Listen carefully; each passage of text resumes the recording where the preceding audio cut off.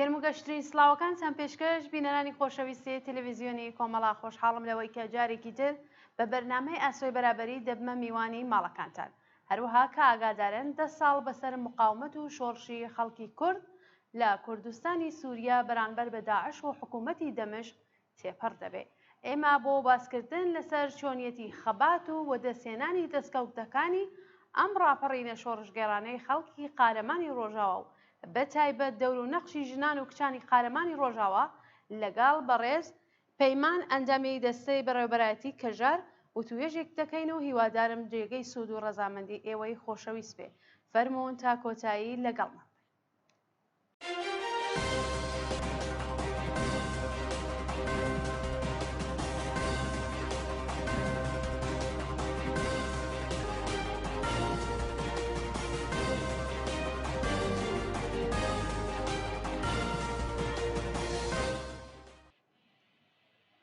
هاوڕێ پەیمان ئەم کاتتان باش، زۆر سپاس بۆ ئامادەبوونتان لە بەرنامەی ئەم هەفتەی ئاسۆی بەرابەری تەلەڤیزیۆنی کۆمەڵە. زۆر سپاس ئەم کاتێوەش باش، سپاس بۆیەوەش کە ئەو دەرفەتەتانداوە. زۆر سپاس، جارێکی تر بە خێراتتان دەکەم. هاوڕێ پەیمان، با لە ئەوەڵ پرسیارمە وا دەست پێکەم، ئەسەن شۆڕشی ڕۆژاوا چۆن بوو کە سەری هەڵدا؟ بەێ ئەگەر ئەوە چەند ڕۆژێک لەسەر دەهەمین ساڵگەردی شۆڕشی ڕۆژاوا تێپەڕ دەبێ، هەروە بۆنەی دەهەمین ساڵگەردی شۆڕشی ڕۆژاوا ئەو شۆڕشێک و ڕاستی بۆ گشتی ژنان، بۆ گشتی گەلان، بۆ هیوا بە گشتی گەلانی ئازادی خاز ژنان تایبەت گەلی کورد پیرۆز دەکەین. ئەگەر باس لە شۆڕشی ڕۆژاوا بکەم، بڕاستی ئەگەر پێش شۆڕشی ڕۆژاوا تایبەت شۆڕشی ڕۆژاوا لەسەر چه بیرۆ باوەریەک پێشکات،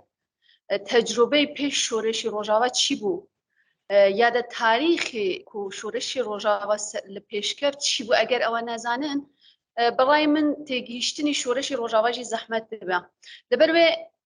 ئێستا ئێمە ئەژین دەهەمین ساڵگەردی شۆڕشی ڕۆژاوا، یعنی 10 ساڵ لەسەر شۆڕشەدا تێپەڕ دەبێت. بێگومان دەزانین کو تایبەت هاتنی ساڵی 2010دا کو وەکە بەهاری عەرەبان بناو دەکرێت، شۆڕشی کو دەتونێت دەست پێ کرد لە مسر هاتە تا سووریا. بێگومان وەکە ئێمە زۆر جار وەکە بەهاری گەلان، وەک شۆڕشی گەلانیش بناو دەکەین، بەهاری کو شۆڕشی گەلان لەسەر هەلدا. هاتنی داعشی کو لە سووریا بوو، بێگومان یەکەمین هێزێکی وەکە داعش، هێزێن جەهادیست و هێریشی هەموو نرخێن مرۆڤاتی، هێریشین گشتی کۆمەڵگەیان تێک دەبەر و هەمان وەختە ذهنیەتێکی تاریکپەرست، ذهنیەتێکی داگرکرد بە دەستی داعش ویستیان کورد لە ڕۆژهەڵاتی ناوەڕاست حاکم بکەن. لەسەرەوە 2011 ئەو ئیدی شەڕێ داعش هاتە سووریا، بێگومان لەوێدا لە دژی ڕێژیمێ هێریشێن کۆ پێشکەتن، لەوێدا ئیتی گەل ڕابوون سەرهەلدانێ گەلژی لە دژی ڕێژیمێ بەعسێ بەشار ئەسەد و لە سەرکار بوو، داخوازی مافی خۆیان کرد. لە لێرەدا هەموو گەل لە ڕۆژئاوای کوردستانێژی کو خاوەن پۆتانسیێلێکی گەل کو بساڵەیە لەوێ خەباتی گەل خەباتی ژنان بەڕێوا دەچوو لەسەر فکر و فەلسەفەیەکی ئازادی خاست. بێگومان گەلێ ڕۆژاوای کوردستان کاتی کۆمرو چاو لە دیرۆکی ڕۆژاوای کوردستانیش دکە، ئەو کاتێک و لە 2011 گەلێ کوردیژی بە ئیرادی خۆی هاتە مەیدان کۆ ببێ خاوەن سیستەمێکی بۆ خۆسەری خۆی شەڕ بکە، خۆسەری خۆی ئیلام بکە لە ڕۆژاوا و لە سووریەدا. چونکە ئێمە دەزانێت تایبەت هەم دیرۆکی سووریە و لە تایبەت گەلی ڕۆژاوای کوردستان حتا بە هزاران گەل وەکە هەموڵاتیش نایەناسین، مەسەلەن سیستەمێکی بەعسی ئاسیم لەمە، سیستەمێکی یەکجار زەختێکی کو لەسەر گەلی ڕۆژاوای کوردستان هەبوو، حتا بە هزاران کەسین کو لەوێ وەکە هەموڵاتی وەکە شەهروەندی ئەو وڵاتە دیار نەکربوون، جنسیان نەبوو، حتا زۆر کەس حەقی تەحسیل حەقی خوێندنیان نەبوو، یعنی بچاوێکی زۆر بچووک، بچاوێکی حتا گەلێکی کو لە هەموو مافی خۆی بێپار بوو. خەباتی و بساڵان لە ڕۆژاوای کوردستاندا بەڕێواچوو بەتایبەتی و سەرهەلدانی گەلانی کو لە 2011 لە سووریە دەست پێ کرد گەل لە ڕۆژاوای کوردستانژی ئەو تەجروبەی کو هەبوو داخوازە مافی خۆی وەکێ گەلی کورد لە ڕۆژاوای کوردستان ئیلان کرد یعنی داخوازە مافی خۆی کرد لەبەربەردا گەلێ ڕۆژاوا ئیلان کرد نە لەگەل ڕێژیمە نەژی لەگەل ئۆپۆزیسیۆنی کۆ بەدەستی هێزێن دەرەکی هاتوویە بۆ سووریە و لەگەل ئەوان ژینینە داخوازە مافی خۆی دکە وەکێ گەل سیستەمی خۆیان ئیلان دکن و وەکێ گەل ڕێخستن دکن و سیستەمی خۆتمەدیریەتی لەوێ پێش دەخینن بێگومان لێرەدا گەل لە ڕۆژاوای کوردستان بوو خاوەن ستاتوویەکی گرینگ تایبەت لە ساڵی 2011دا کو ئەو شەڕە دەست پێ کرد 2012 کو شۆرەشی ڕۆژاوا ئیلان بوو 2012 کوردستی خۆی ئیلان کرد یعنی خۆتمەدیریەتی خۆی ئیلان کرد و ڕۆژ ئاوا وەکێ گەلی کورد خۆی بخۆ بەڕێوا دەبا ئیدی گەلی کورد بخۆی قەدەری خۆ دیار دەکا هەر جار وەکە کۆ لە دیرۆکدا دیار بووە گەلی کورد بۆ کەسانی دیتر شار کردیە بەڵام هەمیشە گەلی کورد لە مافی خۆی مەحروم ماوە ئەمە لە ڕۆژاوای کوردستاندا 2012 ئیدی لە ئەو سەرهەلدانی گەلانی کۆ پێش کرد 2012 ئەو خۆتمەدیریەتیە ئیلان بوو ئەبە خاڵێکی زۆر گرنگە ڕۆژێکی زۆر میژویە لە دیرۆکی گەلی کووردا لەوێدا سەرەتای لە 2012 ئەو خۆسەریە ئیلان بوو لە کوبانیدا دەست پێ کرد مەسەلەن هێزێن کورد لە کوبانی دەست پێکردن لە قامیشلۆ لە ئەفرین لە دژی ئەو جیگەی کۆ ڕێژیم داگر کردبوو لە دژی ئەو ڕێژیمە کۆجیەک و داگر کردبوو ڕزگاریان کرد لە کوبانی دەست پێکردن تا قامیشلۆ تا ئەفرین لەبەربێ ئیدی ساڵی 2012 دا ئیدی لە هەموو بەشین هەموو کەس ینی ژنان گێنجان لە هەموو لە ڕۆژاوای کوردستاندا دەست بە خەباتیان کرد دەست بە شۆرەشیان کرد یعنی ئەوە کۆ ئیلانبووینەوەی کۆیمای وەک ساڵی 2012 ڕسمی هاتووە ئیلانکردن بەڵام لە سەرەتا دەبەر بۆ لە باسم لە ئەوە کرد پێش شۆرەشی ڕۆژاوا چی بوو چونکی شۆرەشی ڕۆژاوا هەروەها یەک دەفە دەرنەهات یعنی شتێکی کۆ یەک جار ڕوودا نەبوو پێش ئەوە خەباتێکی ساڵان هەبوو ئەزانی یعنی بنێرن تایبەت ڕۆژاوای کوردستان لەسەر پارادایمی سیستەمی دەموکراتیک دامەزریە ئێستاوەکە پارادایمی ئەکۆلۆژیک نەتەوەی دەموکراتیک و ئازادی ژن لەسەر ئەو فکر و فەلسەفەیە دامەزری و داخوازە سیستەمی دەموکراتیکیان کرد ئەوەدا ئەگەر بگەڕم بۆ دیرۆکی ڕۆژاوا تایبەت لە ئەو 40 ساڵە تایبەت ڕۆژاوای کوردستان خۆی لەسەر فکر و فەلسەفەی ڕەبەر ئاپۆ دامەزران فکر و فەلسەفەی نەتەوی دەموکراتیک بێ ئازادی ژن بێ و هەمان وەختە ئەکۆلۆژیک بێ ئەو فکر و فەلسەفەیە لە ڕێبەر ئاپۆ بخۆی 20 ساڵ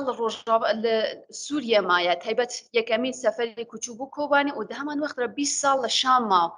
لێرەدا بتایبەتی هەموو کەسێن ڕۆژاوای کوردستان چون یعنی زۆرتریان مرۆ ئەتوانە بێژە کۆ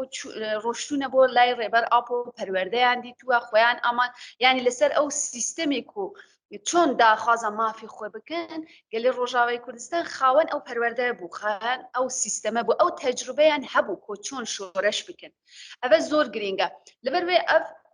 حتا 2003 کۆ ئیدی پارتی ڕسمی ڕۆژاوای کوردستان پەیادە دامەزری هەمان وەختا 2007 کۆنگرەی ستارکۆ دامەزری یعنی پێش شۆرەشی ڕۆژئاوا کە ئێستێمە 10 ساڵ بەناو دەکەن پێش لە ئەوژی خەباتێکی یەکجار هەبوو لە شۆڕشی ڕۆژاوا ئامادەکاری کرا بوو بۆ ئەوەی کە شۆڕشێک لە دەستایەوە دەبێ ئامادە بین بۆ شۆڕشە بله چونکی لبروی میجن یک دفعه او شورش دنا چونکی زمینی هبو زمینی کوگل چون خوی رخصتم بکل لسر فکر و فلسفه آزادی لسر براتی گلان لسر وکهوی نتوی کلوجیان دکن زمینی او هبو لبروی میجن یعنی 2003 حتی پارتی رسمی دموکراتیک پیاده دامزری او کاتا کنگرستار خسری جنان هبو یعنی خلق لأو آماده کاری کو روزی شورش بکره ایدی او شورشا به ایدی گلی کرد خسری خوی اعلام بکل جیر سلطه حزبی بەعس ڕێژیمی بەحس دەربێ ئیدی خۆسەری خۆی ئیلان بکە شۆڕش بکە لە ئەو شەڕێک و داعش هاتە بۆ سووریە و لە دژی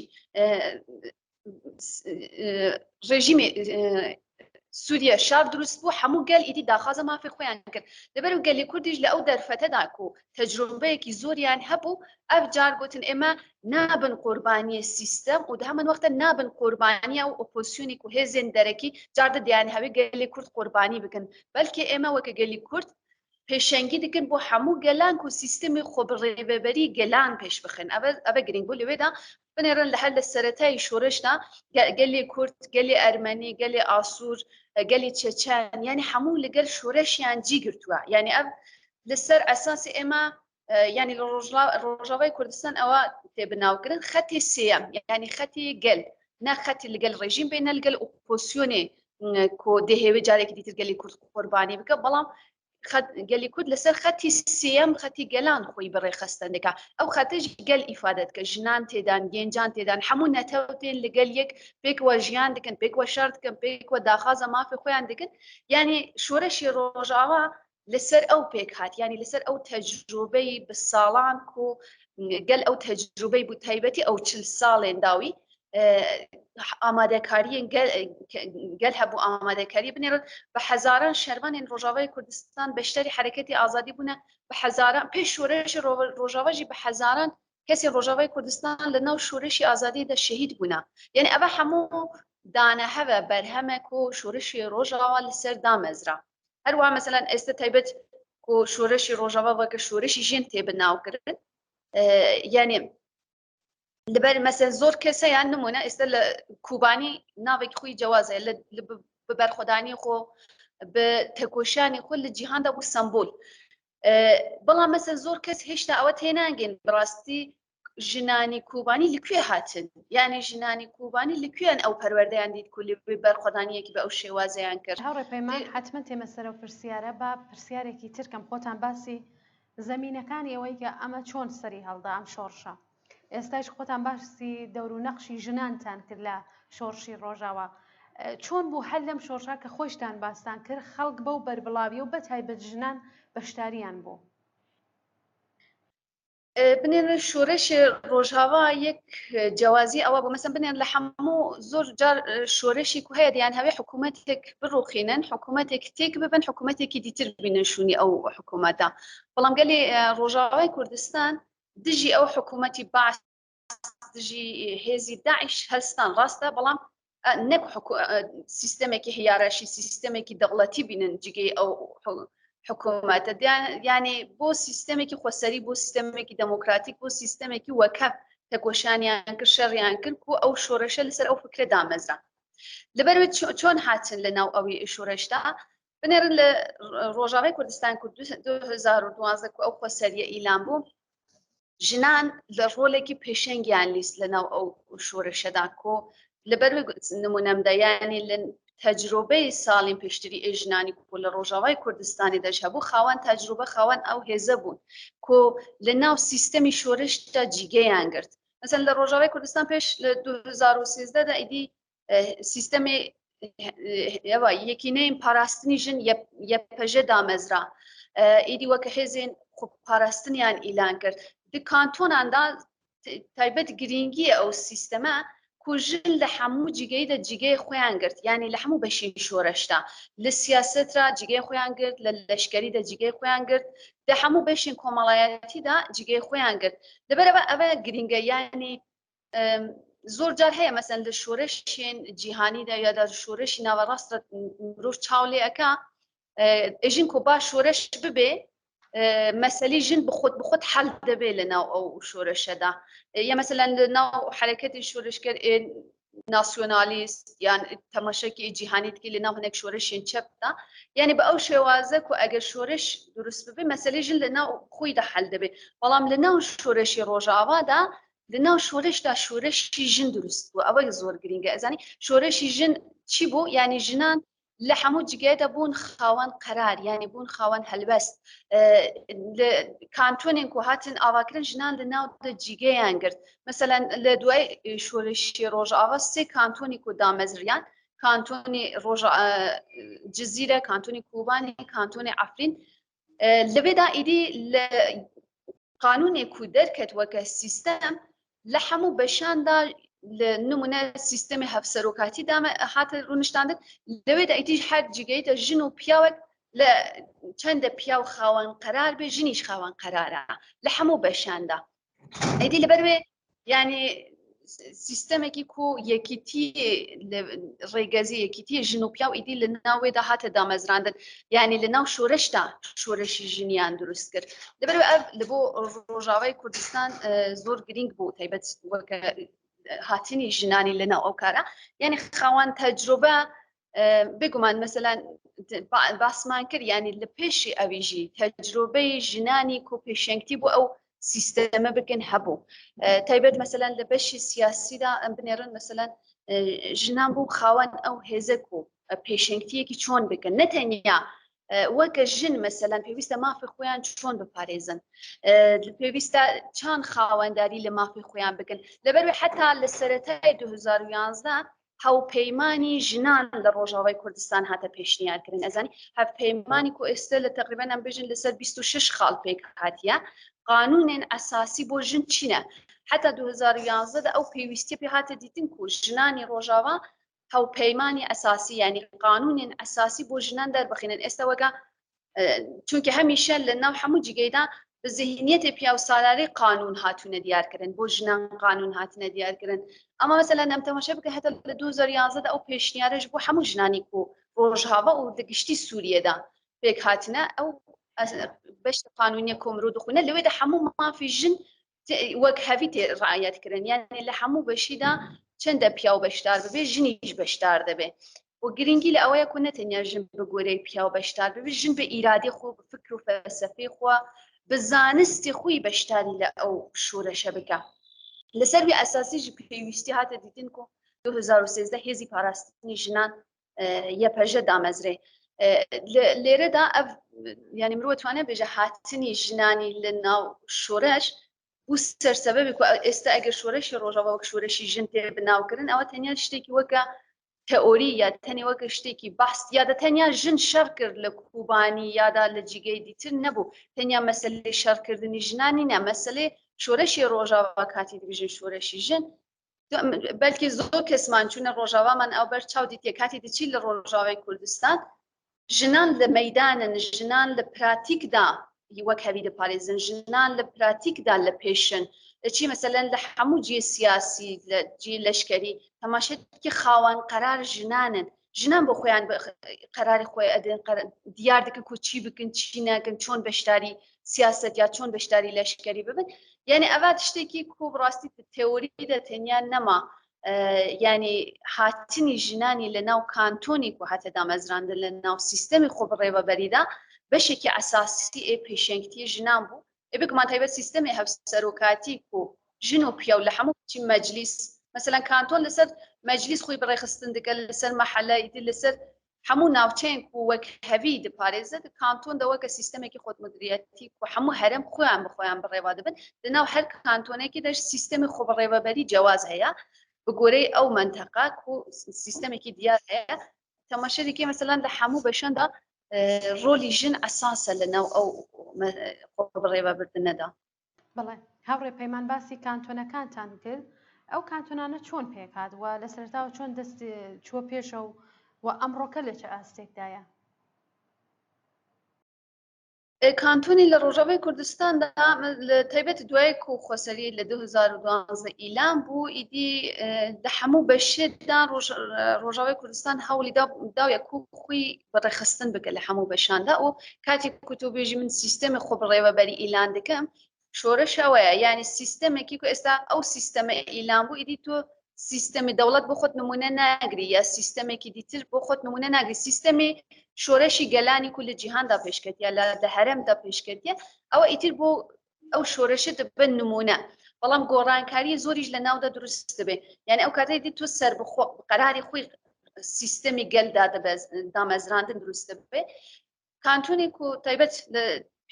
یعنی دوای ساڵی 2012 دو ساڵی 2013 دا ئیدی کانتۆنین لسرتا كانتوني كوباني كانتوني جزيرة أو كانتوني عفرين بو يعني وقسي كانتون خيان إعلان كرن ولناو كانتون دانجي حمو بش مثلا نمونا لناو كانتون دان ناوچه هيا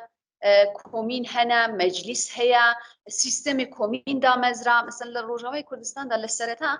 لناو أو كانتون دا كاتي مروبا يعني ديروكي أو شورشي دكوني يا دا دچي لنازيك واي أبيني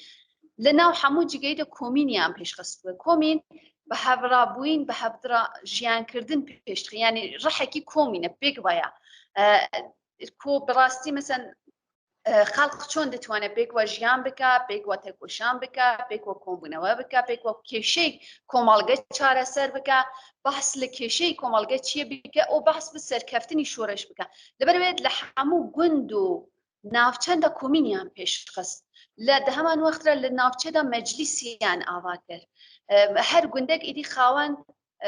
ایرادی خوی بو مثلا لناو او کانتونه دا نمونه آوایی گند بخو خیان کمبونه و خیان دیکن لناو او کومینیان هیا چونکه لناو کومینیان دا پیوستی او گنده چیه پیوسته چی بکره پیوسته مثلا کموکری چیه و پیوسته چی بکره لناو او کومینه دا قرار دادن ده همان وقت را او تشتي كلنا كومين دا مناقشة دكن أو تبو مجلس دي مناقشة كرن أو مجلسي برپرسيارة لبر أو هرمه دا كيشي چيا كموكري چيا پويسته چون چاره سر بكه گل چون بو شورش آماده بكه سيستم پروردي گل چون پیش بخينه يعني اوج لمجلس اللي ناو كانتون اندا لبروي هر كانتونك راست سي كانتون بيك سيستم پیش كفت بلام لناو هر كانتون كده سيستمي خبره ببري أو كانتونه هيا لبروي سر كومين مجلس حتى بشتي كان سيستم كانتونه ادوای كل او هر سه كانتونه كانتون دیتریش آوا بون işte کان گریسپی آوا بو کان يعني تقريبا 6-7 كانتون دیتر لروجاوا دامزران تنیا لسرتا سه كانتون بود چونکی شورش روجاوا چوتا تبقى چوتا رقا يعني من بيت اونا حمو باجارين كو قلين عرب لجيان دكن واويش هيريشين داعشي كل سر قلي عرب هبو روجاوا كردستان بيشنكتي كر لويجي قال باراس او سيستمي خو بريبا بردن لمنطقه راقه تبقى من بتشكو تيبت قالين عرب لو قالين اسوري ارمني لويجيان دكن يعني او سيستمي خو بريبا بريه برد لنا او باجرانا جي لبرو كانتون خوان بروان تركر يعني لسرتا او سيابون كودوي كو نيزي 6-7 كانتوني كو بيش كفتن يعني او سيستما لبرو من بحثم ليكر تايبت زاني پرورده لناو شورش دا زور گرینگه يعني كاتي كو اما باستكن بيگو من شورشي روجاوا تنيا شورشي اسلحه نبو دبر لناو كانتون اندا سيستمي پرورد لسرتا سيستمي پرورده دامزريا سيستم پرورده كو خبري ببردني گلان چون دبه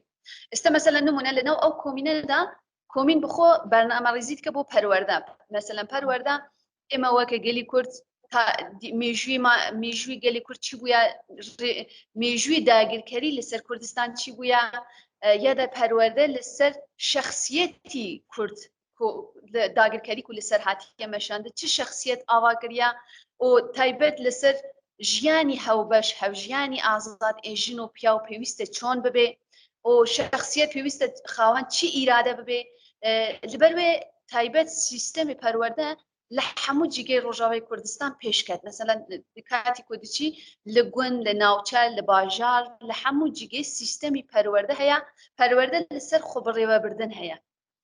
ابا مثلا جرينجا براستي مثلا راس لنا شورش كمكري زور ذكري او استكاتي ما باسي شورش روجاوا دكن يعني حج كمكريه كي نبو يادا تا استش ابا بيگومان هيا بلام مهم جرينج اويا كو شورشی که زندیه 24 ساعته لناو کارو خبات رای و 24 ساعته گورانکاری درست به لناو يعني او دیالکتیکی گورانکاری کو لناو همو شخص تا لناو سیستم دا کو بتوانه براسي سیستمی کی آلترناتیو چون دبه اما مثلا مرود اتوانم بجم تایبت تجربه کانتونی روجاوا زور گرینگه مثلا کاتی کوقی اعلان کرد اما به سیستمی پرورده به سیستمی رخصتن کرن و به سیستم خو پاراستن مثلا تایبت یکش پرورده اساسی کو خو پاراستن چون دبه یعنی اوج لناو کانتون اندا هەموو حتا مرۆڤ بتوانێت بێژە مەسەن دەورەی یەک مانگانە هەنە دەورەی دووسی مانگە هەیە دەورەی هەفتە هەیە یعنی هەموو پەروەردی ژنان جودا یادە پەروەردی کوپێک وا دەدیتن جیایە یعنی ئەوە یەکژی کو ئەوڕۆ شۆرەشی ڕۆژەوە بووە خواوان ستاچووک و هەموو هێزینداگەکە ناتوانن ئەو شۆرەشە بشکێنن چونکی زمینی لەسەر پەروەردەیەکی ڕاست لەسەر پەروەردەیەکی دروست دامەزریان سیستەمی کانتۆنیش ئەتوانن بە ئەو شێوازە بناو بکەم ئێستێژی بە هەمان شێواز بەردەوامە یعنی ئێستێژی نمونە لە سیستەمی چیک و سیستەمی ژنان خۆ بڕێوەبەری ژنان خۆی جدا ینی سەر بخۆ خۆ ڕێخستن کردە کۆنەها لە ڕۆژاوای کوردستاندا کۆنگرێستار هەیە کۆنگرێستار ئیدی ینی بخۆی قەراری خۆی دەدا یادەوەکە ژن تایبەت سیستەما ژن لەوەی ڕێخستەیە نمونە لە ناو کامپێنێک و پێشکەوێشتا ji بۆ ژنانی کو بتوانن پێویستیان هەیە گوندێ ژینواریان ئاوا کرد مەسەلەن گوندێ ژینوار لە جگەیەکی کو دروستیان کرد هەموو ژنان بۆ خۆیان چون لەوێ گوندێ ئەو گوندەیان دروست کرد مالیان دروست کرد چونکە ئەو ژنانە یعنی مابەست تەنیا ئەوە نینە کو ژن بچن لەوێ کارکەن مابەست ئەوە بوو کو ژن ئیدی خاوەن ئەو هێزەیە و ئەتوانێت بخۆی شوێنی خۆی دروستکە و بخۆیش کەت دەدا خاوەن کەدی خۆی دەردێ مەسەلا ئێستا گوندی ژینوار یەک ژیس نمونەیەک و گوندی ژنانێک و ئێستا لە ڕۆژهەڵاتی ناوەڕاست حتا لە جیهاندا بەڕاستی نمونەی وە زۆر کەمن و ژنا خۆیان لەوێ ڕێخستن دەکەن لەبەرێ تایبەت مەسەلەن جوان با پرسیارێکی ترسان کەم پرسیارەکان زۆرە بەڵام کاتی بەرنامەکەمان زۆر کەمە پرسیارەکە ئێمە باسی ئەومان کرد کە چۆن بوو کانتۆنەکان دروست بوو ئایا هەر لە دەستپێکی دروستبوونی ئەو کانتۆنانە و مافەکانی ژنان بەڕێوە چوو و ئێستا لە چه ئاستێکدایە ئایا یاساکان ئەو حیساباکەن بۆ ژنان یان ئەو حیسابە بووە بۆ ژنان لە یاساکاندا یعنی وەکە کول جوابی سوالین دیتر دەشگوتم ڕاستی هەر ئەگەر چاو لە هاتنی ژنان لەناو شۆڕشتە ئەو هەمان وەخترە ئێستا بچ شێواز ژنان خاوەن ئەو سیستەمەدا یادا چەندە ئەتوانن ئەو قانونە جیبجی بکەن زانیت لە ناو هەموو شۆڕشتە و لە ڕۆژەوای کوردستانی ئەو ئیسپات کردیا لە جگەیەکی ئەگەر ژنان خاوەن هێز بن ئەتوانن ئەو قانونەژی بپراتیکی بە عمل بکەن چونکی لە ڕۆژەوای کوردستاندا یعنی ئەگەر ئێمە باس دەکەین یا دەهمان وەختە هێزی لەشکریان هەیە هێزی کۆمەڵایەتیان هەیە لەبەر ئەوە ئەتوانن مەسەلەن چونکە ئەو هێزەیان دروست کردیان لەبەر لەسەرەتا باسی تەجروبە باسی پەروەردە باسی شکاندنی ئەو ذهنیەتەمان کرد لێرەدا ئەو قانونەش ئێستا لەسەر ئەو سیستەمە دامەزری مەسەلەن لە ئەو قانونە 26 پرەنسیبە کۆچاو لێدەکی لە هەموویەدا مافی ژنی وەکەب لەوێدا هاتووی ڕعایەتکردن و قانون لەسەر ئەو ئەحساسە دامەزراوە بێگومان ئەو قانونە ئێستا سەداسەد هەموو لە ڕۆژاوای کوردستان پێکتێ کەمەکۆڕی زۆرن و هەمان چونکی هێستا ئەو شۆرەشە خەریکە بەردەوامە ئەو ذهنیەتە و هێشتا ئەو ذهنیەتە دەسەڵاتیە یادا ئەو ذهنیەتە شۆرشگەری و ئێمە دەبێژن ئەو ذهنیەتە هێشتا سەداسەد پێک نەهاتیە لەبەروێ هێشتا تەکۆشان بەردەوامە هێشتا بەرخۆدانی بەردەوامە ئەوە لەبەروێ ئەمە لە سەدان لە نەوەد مرۆ ئەتوانێت بژێ کۆ لەوێ خەریکە بەڕێوا دەچێت چونکی ژنان خاوەن هێزن و ئیجازە نادن جارێکی دیتر مەسەلەن ذهنیەتی دەسەڵات ئێمەش ساڵات بۆوان قەرار بگرا نمونە ئەگەر لەسەر شۆرەشی ڕۆژاوە ئێستا قەرار تێگرتن دواری سیاسی لەشکریدا تو تەماشێتکی ژنیش لە مەیدانە ژنیش لە جگەی سیاسەتە ژنیش لە جگەی قەرارە ئەگەر تایبەت لەناو هەموو شۆرەشاندا زۆر گرینگە مەسەن ڕۆژاوای کوردستان لێرەدا نمونەیە تو چاولێ بکە ژنان لەناو هەموو شۆرەشاندا بەریلێکی زۆریان داوە هێزێکی زۆریان هەبووە بەڵام لە کاتی قەرارگرتندا ژنان نەبوونە ڕاستی لە کاتی کۆپێکهیناندا تەماشەتێکی تەنیا پیاوی لە پێش بووە ئەمە مەسەل لە ڕۆژاوای کوردستاندا ئەو ذهنیەتە ئاوا بووە کۆ کاتی قەرارداین لەسەر مەسەلەی شەڕ و ئاشتی چونکی لە ناو شۆرەش و شەڕاندا قەرارگرتن لەسەر ئاشتی و شەڕدا ژنان ئامادەن ژنان خاوەن قەرارن چونکی هێزیان هەیە لەبەروێ ئەوە گرینگە بڕاستی لە ناو شۆڕشی ڕۆژ ئاوادا لەبەروێ ئێژن لە ژیانی لە پراکتیکی ئەو تەئۆریە پێکاتیە یە دیتر ئەزانین زۆر گرینگە شۆرشی ڕۆژاوە یەکژی لە جیاوازتر لە دوژمن لە دژی ئەو ذهنیەتە و ذهنیەتی کو لەناو کۆمەڵگەی ئێمەدا دروستبی هەم ذهنیەتی پیا و ساڵاری هەم ذهنیەتی کو ژن خۆی بچووک دەبینە یادا ژن خۆی بێهێز ئەبینێ یادا ژن قەدەری خۆی تەنیا ماڵ دەبینێ و هەمان وەختە ذهنیەتی دەسەڵاتی ئێپیا و لەسەر زاڵا لەسەر حاکیمە یەکژی شکاندنی ئەو ذهنیەتە بوو لە ڕۆژاوای کوردستاندا هێشتاژی ئەوێژی لەکوێدا پەروەردەیەک و لە ڕۆژاوای کوردستان دەست پێ کرد ئەوە دەبێت سەرسەبەبێک و هەم ژن خاوەن ئیرادە بێ ئیدی ژنیش بزانە بە بۆ خۆی قەرار بگرێ هەمیش لە پەروەردەی پیاواندا ئیدی ئەو زانستە لە پیاوی داش دروستە بێک و پیا و ڕێز لە ئیرادی ژن بگرە پیا و ڕێز لە هەبوونی ژن بگرە چونکی لە پیاوانش ئیدی هێزی ژن دناسن ژنیان دیوە لەبەرەوە ئەوە سیستەمی پەروەردەکردن گۆڕانکاری ذهنیەت دروست دکە شۆرەشی ڕۆژئاوا هەمان وەختە شۆرەشی ذهنیەتە یعنی ڕاستە لە لایەکیدا دژی داگرکاری شار دەکەن چونکە ئێستاژ ئەگەر ببینن داگرکاریەکی یەکجار زۆر لەسەر ڕۆژاوای کوردستانەیە ئەمە دە هەمان وەختراژی شۆرەشی ذهنی بە پەروەردە بخۆڕی خستنکردن و ji bo ku jin û piyaw çûn mafî yek biparêzin yek li sereta de mirotwane wek şoreşekî zihnî ku li Rojavayê Kurdistan da pêk hatiye bi rastî meselen ev li pêşaw ji man dîtwe meselen li êste diçî ku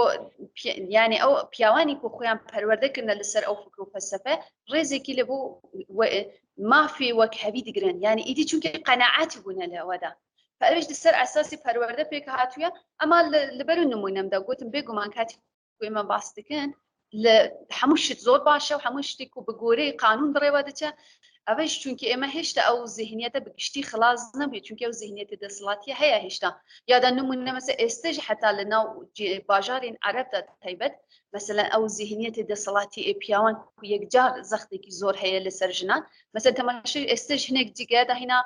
کوشتنی جنان دروسته به هناك او جيكو سيستم خبر رهبري اعلام بيه هنا کوشتنی جنان هيا يا ده هناك جيان دا مثلا هنا لتك تكيش بيه والله هناك کوشتن درسته به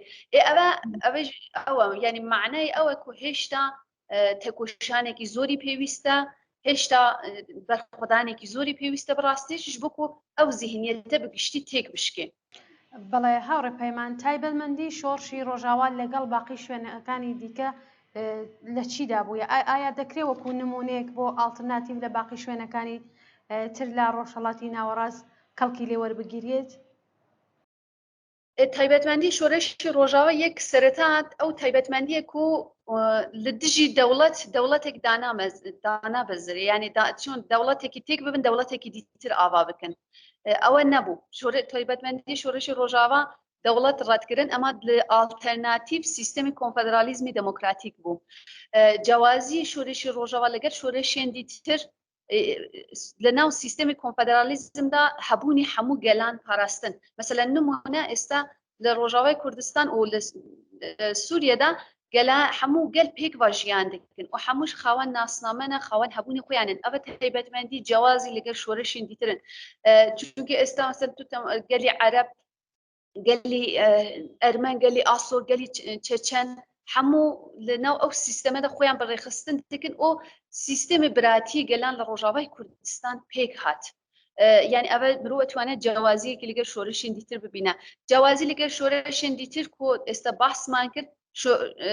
سیستەمی کۆ ژنان پێشەنگل لە هەموو بەشاندا ژنان خاوەن ئیرادانە ئەوە جیاوازیەکی لەگەل شۆرشین دیترن بێگومان کاتی ئێمە بژن ئەو شۆرشین دندا ژنان کەدێکی زۆریان داوە بەڵام نەبوونە خۆیانمان ستاتوو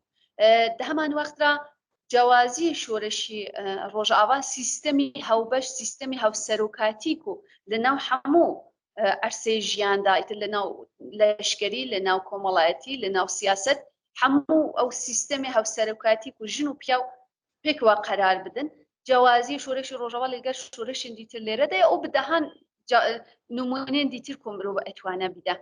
لێرەدا ئەوە دەبێت نمونەیەکی ji بۆ ڕۆژهەڵاتی ناوەڕاست لە جیهان بنێن نەهان لە زانکۆی جیهانیدا لەسەر شۆرشی ڕۆژئاوا سەمینار هەیە کۆنفرانس هەنە دەرس هەنە حتا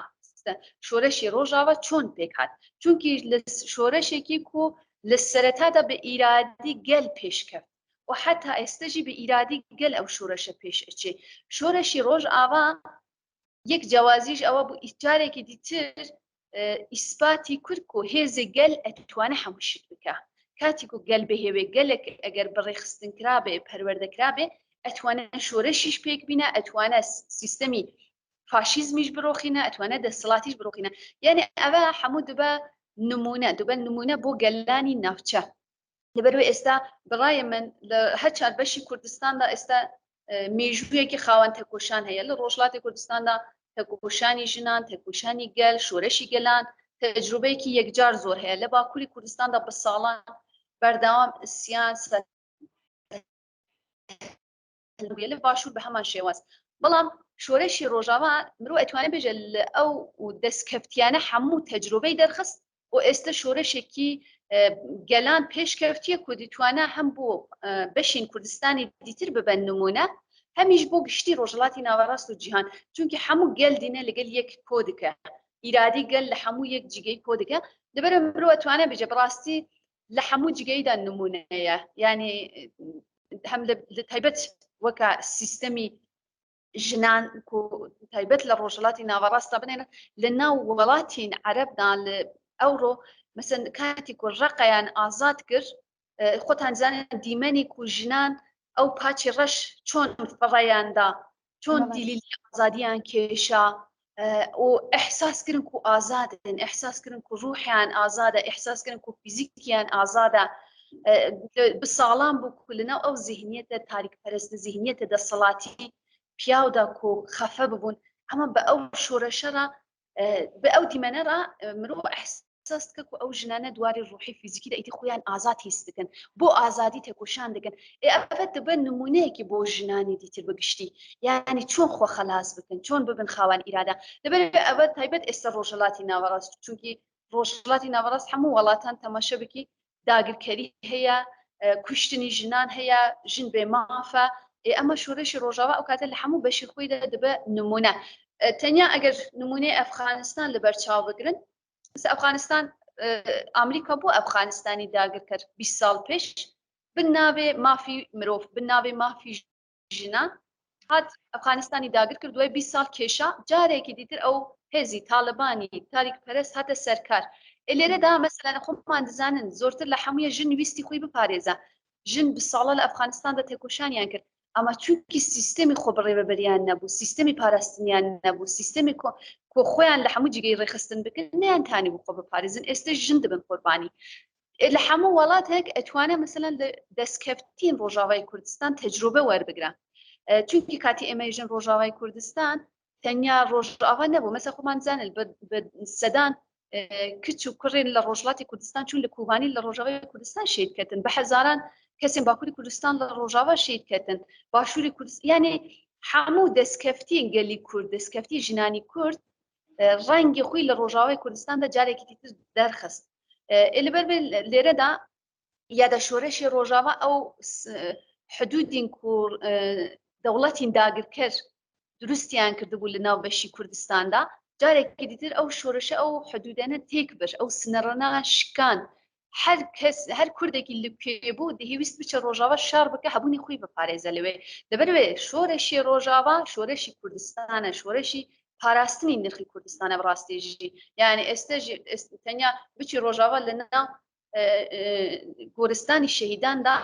بە هەزاران کەسین ڕۆژهەڵاتی کوردستان و باکووری کوردستان و باشووری کوردستان هەنا لەبەر ئەوە هیوایەکەش بۆ گشتی گەلانژی و هەمان وەخترا ڕۆژهەڵاتی ناوەڕاست خاوەن فرەنەتەویە فرەچاندیە لە ڕۆژاوای کوردستاندا ئێستا و نەتەوەنە پێک وە ژیان دەکەن هیچ کێشەیەکیش نابێ ڕۆژهەڵاتی ناوی دەتوانێت لەوە نمونە بگە سیستەمی کۆنفەدەرالیزم پێش بخینە هەموو نەتەوە پێک وە ژیان بکەن و پێک وە خۆ بڕێوە ببن سیستەمی ئابووریان هەوبەش بێ سیستەمی خۆ بڕێوەبەریان هەوبەش بێ و یەکژ یەک ئینکار نەکە هەمووش ڕێز لە یەکتر بگرن ئەو سیستەمە پێک پێش بچێ بەلکە بۆ زۆر کەس کاتی کومڕوو باسەکە خەیالی تێ ژن شتێکی وا ممکن نابێت چۆن دەبێت وەڵام خەیالی نینە مەسەن تۆ چی ڕۆژاوای کوردستان شتە بە پراتیکی بە عەمەلدا ینی بە پراتیکی ژیان دەبێت مرۆڤ پێش چاو دەبینێ ئەو کاتە کاتی کو مرۆڤ بە پێش چاو دەبینێ هیوا دروست دەبێت و بڕاستی ئەو سیستەمە ئەتوانێت لە ڕۆژهەڵاتی ناوەڕاستە ببە نمونە بۆ هەرگەلێکی بەڵێ هاوڕێ پەیمان خۆشمان لە هەواڵەکانە دیمان هەفتەی ڕابردوو کۆبوونەوەیەک لە تاران بەڕێوەچوو کە تورکیا و رووسیا لەوێ بەشدار بوون پێ تاوانەیە ئەمە زەنگە خەتەرێکە بۆ سەر دەستکەوتەکان لە ڕۆژاوە بەێ بێگومان ئەو ڕۆئەزانی مەسەر تەماشا بکەن لە ناو دیپلۆماسی هەموو دەوڵەتی داگرکار ئیتر چ ئەمریکا بێ لە ئیسرائیل لە رووسیا تەماشەوەکە و دە هەمان وەختە دەوڵەتی هەرەمێ لە هەموو دیپلۆماسی و لەگەل یەک دکن هاتنی لەگەل یەک کۆمبوونەوەی لەگەل یەک مەسەلەی کورد ئەساسە هەموو لە یەک دکن چۆن دەستکەفتی گەلی کورد تێک ببن ئێستا و دەستکەفتی گەورەی گەلی کورد لە ڕۆژاوای کوردستانە ئەوە دەبوو بۆ هەموو بەشی کوردستان بووە نمونە لەبەر وێ ئەو کۆمبوونەوەی کو لەوێش هەتایبەت مەسەلا نها ئەمریکا و رووسیا لە وەک دو هێزین دەرەکی داگرکەر لە ناوچەنە و هەمان وەختە ئیران و تورکیا هەموو ئەو پازارە هەموو ئەو هەفکردە یەکژی تایبەت یە ئەو دەوڵەتەنە و چۆن دەستکەفتی گەلی کورد تێک ببن تایبەت دەوڵەتی داگرکرد و وەک دەوڵەتی تورکیا داعش هەر بەدەستی ئەوان دروست بوو ئێکۆ پیشگیری داعشی کرد لە ڕۆژئاوا تورکیا بوو و دە هەمان وەختە تورکیەریش کرد ئەفرینی داگر کرد سەریکوانی داگر کرد و هێشتا ئەو سیستەمی خۆ بڕێوەبەری ڕۆژاوا ji bo سیستەمی نەتەو دەوڵەت گەورەترین خەتەرە لەبەروێ هەر دەوڵەتێک ئەو سیستەمە بخۆی خەتەر دەبینێ بە هەر شێوازی هەوڵ دەدێت و ئەو سیستەمە بڕوخینە تێک ببێ لە ئەو کۆمبوونەوەی تەهرانیژی بنێ ئیران و تورکیا دوو دەوڵەتی کو لە مێژوودا دژی یەکن ئێستا ئیران ئەزانە و داگیرکردنی تورکان لە هەرەم تێ معنای هێزن ینی ناتووە چونکە تورکیا نونەری ناتووە هاتنی تورکیا بۆ ڕۆژاوی کوردستان هاتنی تورکیا بۆ باشووری کوردستان تێ معنای و ناتوو تێداگردەکە ناتوو ئەو کاتە ئیدی شەر دچە بۆ ناوخۆدی ئیران ئیران ئەوە باش دەزانە ئەمە چونکی مەسەلە دێ کورد مەسەلە هاتە دەستکەفتی گەلی کورد ئیران و تورکیا کو ئەوەندە دژی یەکن لەسەر مەسەلی کورد لە یەک دکن چونکە ئیرانیش کورد ینی سیستەمی خۆ بەڕێوەبەری کوردان بۆ خۆ گەورەترین خەتەر دەبینە و ئێستەژی هێزی کورد لە هەموو وەختان زیاتر کورد بە هێزن خاوەن سیستەمن خاوەن هێزی پاراستنن لەبەر ئەوە لە کۆمبوونەوەی تەهرانیژی یەکەمین مژار و سەرەتا لە دژی ڕۆژاوای کوردستان بوو یادا تورکیا ئەتوانێت داگر بکە یان نا مەسەلەی ئاساسی ئەوەیە بەڵام ئیران تەنیا ئەگەر یەک منفعەتیش هەیە چونکی لە ئێستا گەورەترین ترسی ئیران یەکیش داگیرکردنی تورکای هەرەمە لەبەر نمونەمدا گوتم هاتنی تورکای هەرەم معنای و شەڕ ئیدی دچێت بۆ ناوخۆدی ئیران چونکە ئێستا ئیران سیاسەتی خۆی لە عێراق بڕێوا دەبێ عێراق وڵاتێکی کو پاراستنی ئیران دکێ لەبەر مەسە خامنی لە یەکەمین گوتنی خۆیدا چی گوت عێراق بۆمە گرینگە پاراستنی لە ناو عێراقدا بۆ ئێمە گرینگ ئەوە تێ معنای و ئیران شەڕی خۆ سیاسەتی خۆ ئێستا لە عێراق دکە خۆی دەپارێزە ناهێوێ شەڕ بچە بۆ حدودی ئیران ناهێوێ شەڕ بچە بۆ ناوخۆدی ئیران و دە هەمان وەخترە سووریەش بە هەمان شێوازە ڕۆڵێکی ئەساسی ئیران لە سووریەژی هەیە لە ئەوە داگرکردنی بۆ ئێستا لەوێ ببێ ئەوە خەتەریەکی دەبێت بۆ ئیرانیش ئەما لەسەر مەسەلی کورد لە رووسیاژی تورکیەژی ئیرانی کۆمبوونەوەی تێهران یەکەمین مژار کورد بوو ئەوە چ دەدە دیارکردن نەزانی دیار ئەبێ ئیدی کورد لە هەرەم خاوان هێزن خاوان پۆتانسیێلن و ئەتوانن هەموو شتی دیار بکەن لەبەر هەموو کەس هەموو هێزین داگرکرد هەوڵ دەدن و ڕۆژاوای کوردستانی داگر بکن و ئەو دەستکەفتیانە تێک ببن چونکی دەستکەفتی ڕۆژاوای کوردستان بۆ ڕۆژهەڵاتی کوردستانیش نمونەیە ڕۆژهەڵاتی کوردستانیش ئەتوانە تەجروبەیەک و بە ساڵانی هەبوو لە ڕۆژاوای کوردستانیژی دەرس وابرگرە لە ڕۆژاوای کوردستانی هێز وەرگرە ئەو سیستەمە لە ڕۆژهەڵاتی کوردستانیش بەڕێخستن بکە هەمان وەخت باکوور هەمان وەخت باشوور ئەوە کاتێک و ئەو سیستەمە بۆ ماڵێ هەرکەسی ئیدی معنای داگرکە نامینە ئیدی هێزین داگرکرد تێک دچن ئێستا داژی و هێزین وەک ئیران و تورکیا و تایبەت هێزین دیتر هەموو مەسەلەی وانی ئەساسی چۆن ئەو دەستکەفتیانە تێک ببن ئێستا خەتەریەکی زۆری لەسەر ڕۆژاوای کوردستان هەیە ینی دەبێت و جارێکی دیتر دەوڵەتی تورکیا هێریش بکە بۆ لەسەر ڕۆژاوای کوردستان چونکی تورکیا بەخۆی لە ناو قەیرانێکیدا ئێستا لە ناو قەیرانی ئابووری لە ناو قەیرانی کۆمەڵایەتیدایە تورکیا ئێستا ساڵی 2023 ئینتخاباتی سەر و کۆماری هەیە دەهێبێت پێش ئینتخابات ئەنجامێکی بگرێت لە ڕۆژاوای کوردستان و بە ئەو شێوازە درێژە بە دەسەڵاتی خۆی بدا ئەجبەر بە هەموو شێوەی ناتۆ پشتگیریە تورکیا دەکە هەمان وەخت چۆن کو لە رووسیا و لە ئەفرین و لە سەریکانی و ئەوەنا رووسیا و ئەمریکا چرای سەرزیان بۆ تورکیا پێخست ئێستێژی ناتۆ بە هەموو شێوازی خۆی پشتگیری تورکیا دەکە و تورکیا داگر بکە لە ڕۆژئاوای کوردستان حتا ئێستا و شەڕی ئوکرانیا رووسیا وەکە شەڕێ ناتۆ و رووسایە لە چەندە لە دژی یەکن ئەمە لەسەر مەسەلی کوردرا رووسیەش ئامادەیە و مەسەلی کورد لە دەستکەفتین گەلی کوردێک بچن ناتۆش بە هەمان شێواز یعنی هیچ دۆستێکی کورد لێرەدا نینە بڕاستی هەموو دەوڵەت دژی کوردن تەنیا دۆستی کوردان گەلن یعنی گەلێن کو بە حەزاران گەلێن لە نەتەوێن جودا جودا خاوەنداری لە شۆرەشی ڕۆژاوا دەکەن یا دەمەسە کەسانی بناودەنگ ئەوڕۆ تەماشەدێکی بانگەوازی پاراستنی شۆرەشی ڕۆژاوا دەکەن چونکی شۆرەشی ڕۆژاوا ئیدی شۆرەشی بەشەریەتە بڕاستێژی وا لێ هاتیە لە دێرەدا لەبەر ینی ئەو کۆمبوونەوەی هەموو ئێستا ئەو کۆمبوونەیە کو لە ناو سەرۆکی کۆماراندا پێشتکەون یەک مەسەلی کووردە و تایبەت تهرانیش مرۆ توانێت ببێژێ ینی یەک هەفتکردنی ئەساسی و چۆن دەستکەفتین گەلی کورد تێک ببن لە ڕۆژاوا و تایبەت لە باشووری کوردستانیجی بەڵێ هاوڕێ پەیمان پرسیارەکان زۆرن قسەی لەسەرم بابەتە زۆر گرینگە بەڵام بەداخەوە کاتی بەرنامەکەمان بەرەو کۆتاییە چێ من خۆشحاڵ دەبم کە لە بەرنمەیەکی تر زۆرتر لەسەرم بابەتە قسە بکەین بەڵام بەداخەوە کاتی بەرنامەکەمان کەمە من پرسیارێکم نەماوە ئەگەر بۆ خۆتان قسەیەکەیە کە بتانەوێت بە قسەکانتان ئیزافەکەن فەرموو بەێ بڕاستی لەسەر ئەو مژارانەوە هێوەش گوت هەر ینی زۆر مژار هەیە کۆمرۆ لەسەر قسە بکە تایبەت لە گرێدەی ئەو پرسیارانەژی من قسەیەکی دیترم نییە بەس تایبەت ئێستادا قسێک و دەم هەوێ بکەم ئێمە سەرساڵی لۆزان تێ جارێک دیتر هێزیندەرەکی دەیان هەوێ ڕۆژڵاتی ناویست بگۆرەی خۆ دیزین بکەن و جارێکی دیتر لێرەدا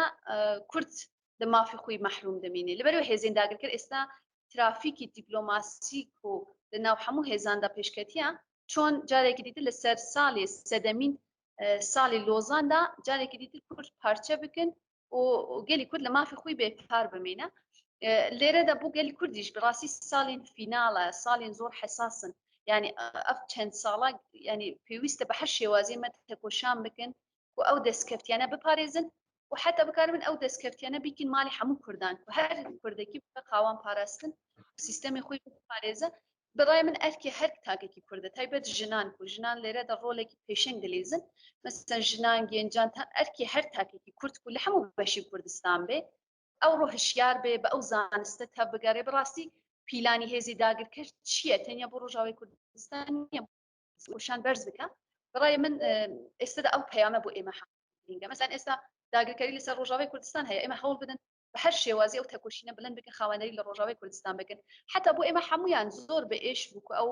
تۆپارانی زاخوک و لە ئەنجامدا بدەهان کەس لەوێ شەهید کەتن و دەهان کەس بریندار بوون لە تەنیا ئەف چەند ساڵین داویدا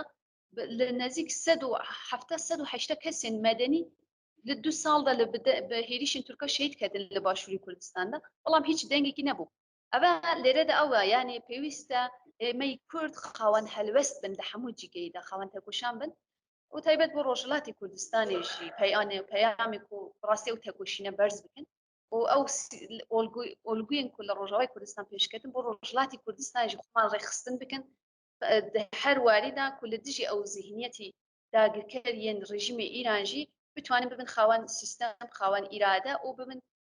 خاوەن هێزێکی و سیستەمی خۆ بڕێوەبەریژی لەوێژی دەست پێ بکەن و ببن خاوەن هێزی خۆمان زۆر سپاس بۆ ئێوەژی زۆر سپاس بۆ ئەو دەرفەتی و ئێوەژیدایە دەست خۆش بن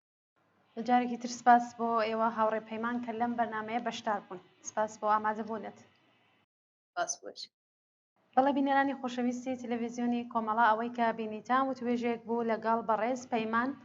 ئەندامی دەستەی بەڕێوەبەرایەتی کەژار کە لە ڕێگای سکایپەوە بەشدار بوو لە بەرنمەکەمان بە هیوایەوەی کە جێگەی سوود و ڕەزامەندی ئێوەی خۆشەویست بووێ تا بەرنمێکی دیکە و هەفتێکی دیکە ماڵاو